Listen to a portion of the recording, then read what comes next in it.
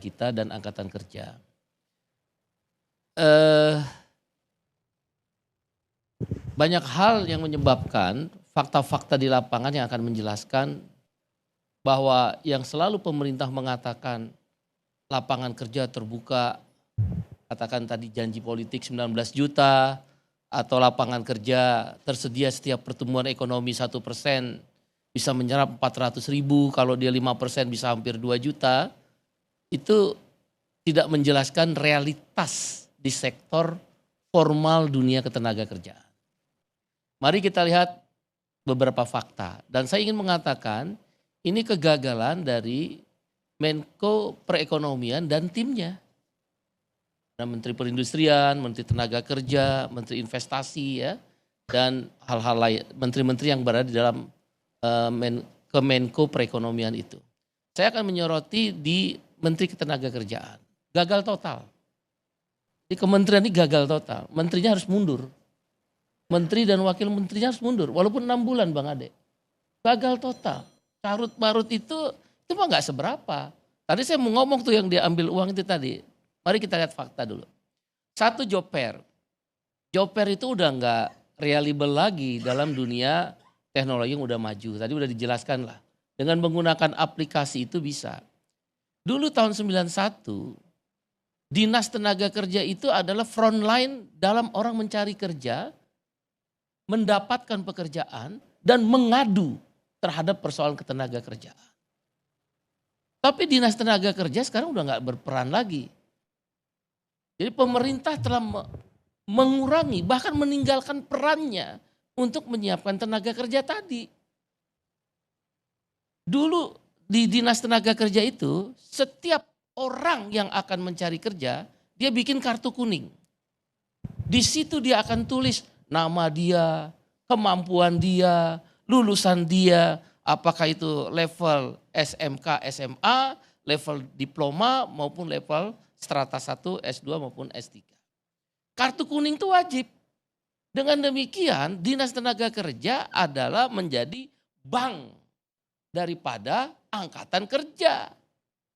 Jadi begitu investor masuk ke dalam satu kabupaten kota atau provinsi, dia sudah ada tersaji. Dan itu yang dilakukan sekarang oleh Vietnam. Vietnam itu kenapa sekarang menjadi tujuan utama daripada investasi. Saya punya kawan di sana dan saya beberapa kali ke Vietnam. Di situ pemerintah begitu investasi masuk, nih tenaga kerja. Ini spesifikasinya. Anda mau apa? Ini kami dapat. Gak ada itu preman-preman itu, gak ada. Gimana mau ada premanisme, mau gimana ngambil uang? Semua ada kok di kartu kuning. Itu tahun 91. Vietnam baru jalanin sekarang. Nah Indonesia udah dari tahun 91 udah ada. Harusnya tinggal dia konversikan menjadi aplikasi. Dengan HP tidak perlu kartu, oke namanya tetap kartu kuning, tapi dia cukup mengisi HP. Jadi mereka gak perlu datang ke job fair. Apa itu job fair? Dia mengisi. Tapi si Dinas Tenaga Kerja atas instruksi Menteri Tenaga Kerja membuat aplikasi. Isi, dengan mengisi ada bank data. Itu yang dalam Vietnam. Kenapa sekarang Vietnam itu jadi tujuan utama dan nyari kerja semudah kita tahun 90-an nyari kerja. Di Bekasi itu nyari kerja tahun 90-an. Pengusaha yang ngejar-ngejar ke buru-buru calon-calon tenaga kerja. Saya tahu benar itu tahun 91. Gak ada itu job fair sampai berebut begitu. Nah, di Serang untuk masuk ke satu perusahaan raksasa tekstil, sepatu maksud saya, itu 40 juta. Iya, jagoan di situ jawara. Si personalnya aja takut. Kalau kamu nggak melalui saya, maka kamu saya ganggu. Bahkan rumah si kepala personalnya didatangi oleh preman itu. Di Subang itu 10 juta. Untuk masuk sekedar daftar dulu. Belum tentu diterima. Yang kalau 40 juta tuh pasti diterima. Yang di Cikarang itu 5 sampai 20 juta, betul. terkonfirmasi, betul. Jadi job fair itu membuka borok raksasa kita yang tidak mampunya Menteri Tenaga Kerja dan wakil menterinya untuk mengelola yang disebut pasar kerja, labor market. Itu yang saya bilang kegagalan total. Menterinya harusnya mundur dengan kasus apa itu contoh di Bekasi. Menteri tahu nggak ada 40 juta? Nggak tahu pasti ngambil uang 40 juta. Jadi nggak usah cerita dulu kami yang buruh ini bertarung, Mbak Melani. Belum masuk kayak kita udah diperas kok. Bukan hanya investor, buruh juga diperas. Itu betul 5 juta tuh sampai 20 juta. Belum tentu bisa masuk. Menteri tahu nggak? Nggak tahu. Wakil menteri tahu nggak? Nggak tahu. Nah, oleh karena itu fakta pertama kegagalan dalam mengelola pasar kerja atau kita sebut labor market adalah memastikan sistem data dan informasi yang tidak komprehensif. Padahal tahun 91 itu udah ada kartu kuning. Ya, perusahaan-perusahaan ada namanya wajib lapor. Setiap tahun si perusahaan kan punya bisnis plan. Saya ngambil perusahaan menengah atas ya, tidak UMKM. Kalau UMKM tentu mereka kan punya keterbatasan dalam manajerial, dalam teknologi, dalam modal. Saya ambil perusahaan yang menengah atas lah. Mereka punya wajib lapor, mereka punya bisnis plan. Dalam 1 tahun kalau perusahaan investor asing itu dia bisa hitung kebutuhan produksi dia akan berapa, dia akan rekrut berapa, dia selesai kontrak berapa, yang diangkat karya tetap berapa, itu ada. Namanya wajib lapor. Karena wajib lapor ke Dinas Tenaga Kerja, maka kan antara kebutuhan pasar kerja ngisi kartu kuning, berarti buruh, calon buruh, dengan kemampuan perusahaan untuk menyerap, kan ketemu. Itu bukan salah bupati, itu Menaker yang nyuruh, job fair itu. Itu kayak Menaker yang nyuruh. Karena PHK di mana-mana, dalam 3 bulan terjadi PHK, kami dari Litbang Partai Buruh dan Koalisi Serikat Pekerja termasuk KSP kan paling cerewet tuh. Kita omong terus, malu. Dia buka job fair. Salah. Sakit perut dia kasih obat pusing. Gak ketemu. Gak akan bisa jadi. Akhirnya yang disalahin bupati, dia gak tahu. Dia disuruh. Dinas-dinas tenaga kerja. Sampai saya kasih tahu ya, Bupati Bekasi sama Wakil Bupati Bekasi telepon saya. Wakil bupatinya terutama. Bang gimana caranya? Tanyain aja di perusahaan. Kan ini perintah dari kementerian. Tanyain aja. Akhirnya mereka rajin tuh. Saya suruh Serikat Pekerja KSP dampingin tuh wakil bupati. Karena perusahaan seharusnya wajib lapor. Kebutuhan tenaga kerja itu ya memang iyalah. Itu memang kewajiban setiap orang yang berinvestasi. Dia melapor berapa kebutuhannya. Kan negara punya kepentingan. Kalau ekonomi mau tumbuh, setiap 1% itu berapa penyerapannya. Kan dia harus hitung. Antara faktual dengan regresi lah ilmunya Pak Fitra itu.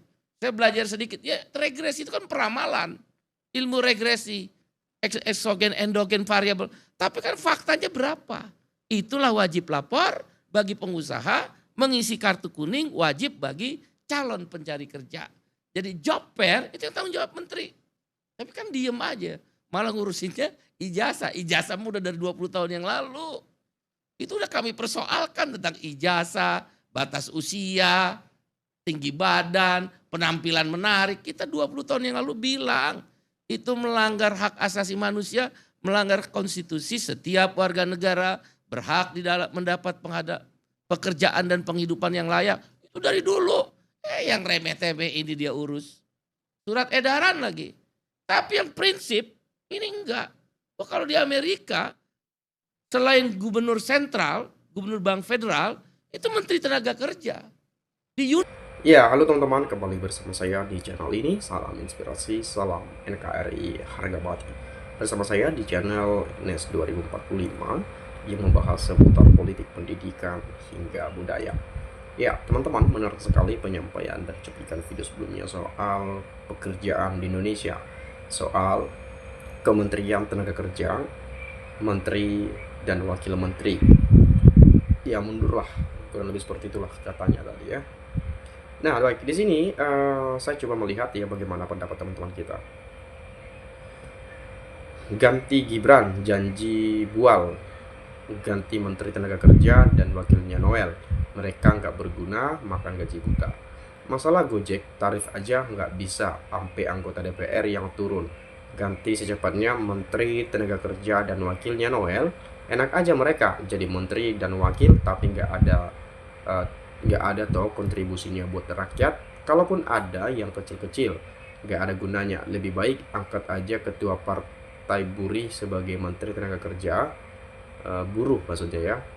Saya yakin dia akan lebih baik dan punya kontribusi yang tinggi untuk masalah pekerjaan rakyat. No debat, kalau saya rangkum menteri atau wakil yang masih ada hubungan dengan Jokowi itu semuanya harus diganti karena nggak ada gunanya sama sekali. Airlangga, Luhut, Bahlil, Zulkifli Hasan, ya, Menteri Kelautan, Pratikno, Menteri Tenaga Kerja, Tito Karnavian, apalagi nggak ada yang berguna. Mereka semua ganti secepatnya Menteri era Jokowi atau pejabat era Jokowi termasuk Kapolri. Jadi memang banyak sekali ya yang mengatakan bahwa orang-orangnya Pak Jokowi diganti aja. Orang-orangnya Pak Jokowi itu diganti aja. Baik itu di kementerian, baik dimanapun itu yang bersangkut atau yang berkaitan dengan atau yang pernah di dekat dengan Pak Jokowi, yang pernah menjadi menteri Pak Jokowi itu segera digantikan saja. Saya nggak tahu ya kenapa ada perkataan-perkataan seperti itu. Kemudian benar mereka mundur saja, sulit cari lowongan pekerjaan, dan yang sudah bekerja malah sulit untuk bertahan dengan jujur karena harus menjilati sepatu pemimpin untuk tak bisa bekerja. Pak Menteri udah bagus kok kerjanya, paling the best kinerjanya. Bapak kecewa ya nggak kepilih, harusnya didukung support, jangan saling menjatuhkan. Juga seperti kita melihat bahwa misal janji kampanye Gibran 19 juta lapangan pekerjaan. Mana pekerjaan itu? Mana lapangan pekerjaan itu? Mana? Di mana letaknya? Kan begitu. Lalu kemudian di satu sisi atau di sisi yang berbeda kita berpikir bahwa contoh misalnya beberapa bulan yang lalu perusahaan Sritex misalnya. Nah, bagaimana menciptakan lapangan pekerjaan sedangkan pekerjaan yang sudah ada pun itu sulit dipertahankan. PHK massal terjadi di mana-mana. Ya wajar saja tadi Bapak ini berbicara seperti itu. Nah, mungkin teman-teman punya pendapat lain, bolehlah silakan sampaikan di komentar pada video ini. Dari saya itu saja, sekali lagi saya ucapkan terima kasih, salam, dan sampai jumpa.